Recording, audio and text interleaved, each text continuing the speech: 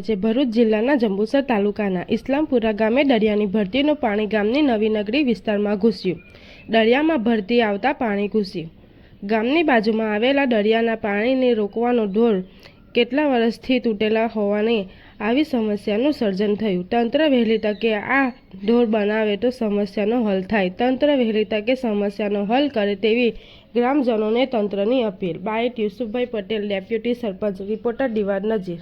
નામ પટેલ યુસુફ ઇબ્રાહિમ આદમ। હું ઇસ્લામપુર ગ્રામ પંચાયતનો ડેપ્યુટી સરપંચ તરીકે ચૂંટાઈ છે અને ઇસ્લામપુર ગામે લગભગ 2022માં જે દરિયા આપણે ચોમાસાની જે દરિયાઈ પાડો તૂટી ગયેલો, એનું નાળું તૂટી ગયેલું અને ગામમાં પાણી ઘૂસી ગયેલા, જે ગામમાં 3 ફૂટ પાણી તે વખતે હતા અને અત્યારે એ પાડો આપણે એ કામ થયું ONGC કર્યા પણ કીધું પણ એ કામ થયું નથી।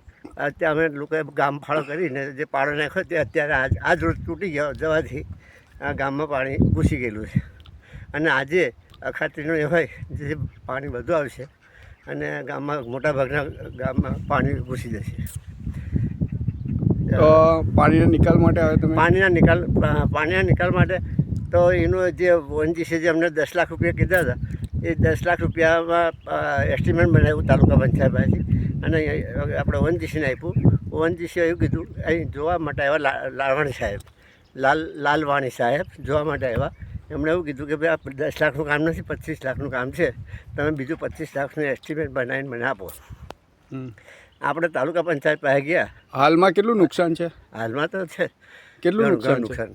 કયા સમાજના લોકો રહે છે નગરીમાં? અહીં નગરીમાં બધા આપણા મિક્સર રહે છે, મુસ્લિમ, આદિવાસી અને હરિજન બધા ભેગા જ રહે છે। તો એમને કે નુકસાન એમને નુકસાન નથી। એમણે બધું ગરમ ઓટલા સુધી પાણી પહોંચ્યું હતું પણ ગરમ પાણી આજે પેસે એમને।